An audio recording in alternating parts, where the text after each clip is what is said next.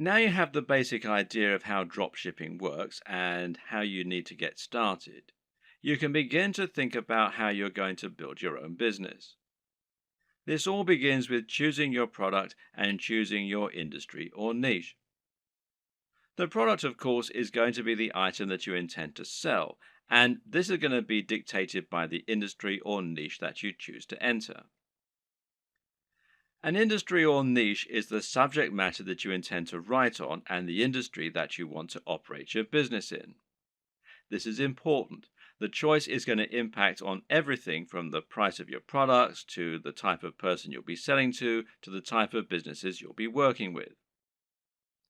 The reason we call it a niche, or niche as some people pronounce it, when talking about an online business, is that a niche is a particular category. This is not only your subject matter, but also the type of person who is going to be reading your content. It's very important that you choose this correctly because the niche will affect the size of your potential audience. When you choose a subject matter, you want it to be one with niche appeal. This means it's aimed at a particular type of person who is specifically interested in that type of thing. An example of a niche might be knitting. Now, if you have a blog about knitting and you sell knitting paraphernalia, only people who are interested in knitting are going to read your blog and buy from you. This way, you've cut out a niche for yourself rather than trying to appeal to everyone. That in turn means that you have drastically reduced the amount of competition you're facing. Now you don't need to compete with the biggest companies on the net, and you'll find that paying for things like AdWords advertising is considerably more affordable than it would be for a more general topic. Likewise, getting to the top of Google for relevant keywords like buy knitting gear online is going to be far easier than trying to get a general e-commerce keyword like shop online.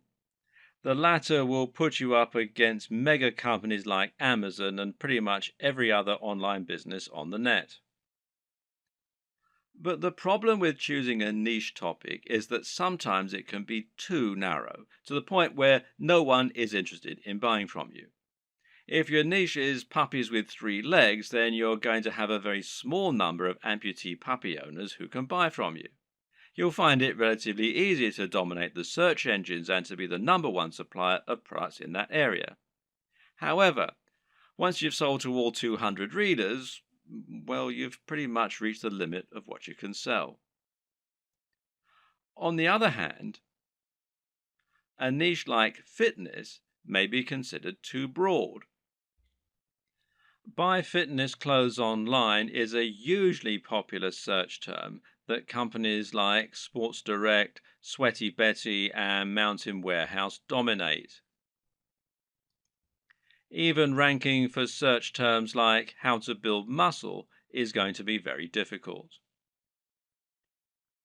The perfect niche or industry is one with a broad appeal, but which still gives you a unique twist. This way, you'll be able to appeal to a lot of people, but you'll also be able to avoid directly competing with the biggest competitors. This will also give you a better route to market, which is a term that describes any direct access you might have to your target audience. An example of a route to market would be a forum dedicated to the subject matter you're writing about, or an industry magazine. With all this in mind, how do you find the perfect niche for you? Well, there are a few things to consider. Now, a lot of people watching this are going to already have a blog or a website. In that case, the best niche is obviously going to be the one that you're already in. All you need to do is simply pick a product that your current readership will enjoy.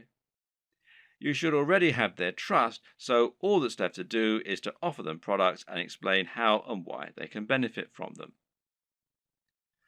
Then there's an area you're already interested in. This will often align with the last point, but you should always pick a niche that you find personally interesting. This makes a gigantic difference to the quality of the content you put out, to your ability to pick the best products, and more.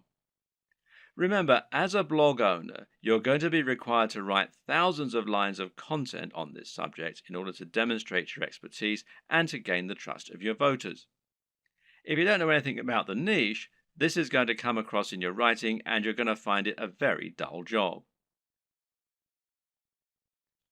On the other hand, if you have a legitimate love of the niche you're writing in, you'll find it no chore at all to write all that content, and you'll find it much easier to wow your readers with what you know.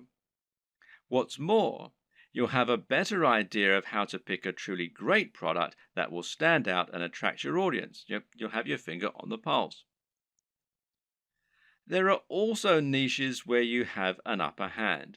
Again, this relates directly to the previous two examples in many cases. Suffice to say that most of us will have contacts and advantages in some niches that give us an edge. Perhaps, for example, you happen to know the owner of a very big fitness website or of a very big fitness magazine. Knowing this person will thereby make it much easier for you to get a cheaper advert or maybe even an article inside the magazine. Now you can reach out to that audience directly and hopefully sell more product. Have a long think about your list of contacts and friends, and then consider finding a product that will let you make the most of those advantages. If you look at affiliate marketing, digital products, and internet marketing as a whole, you'll notice that certain niches stand out as being far the most popular, and those are fitness, making money, and dating. Now, why are these the most popular niches? On the one hand, it's because they have the broadest appeal. But the biggest reason is that they offer the best value proposition. A value proposition is basically the way in which your business is able to offer value.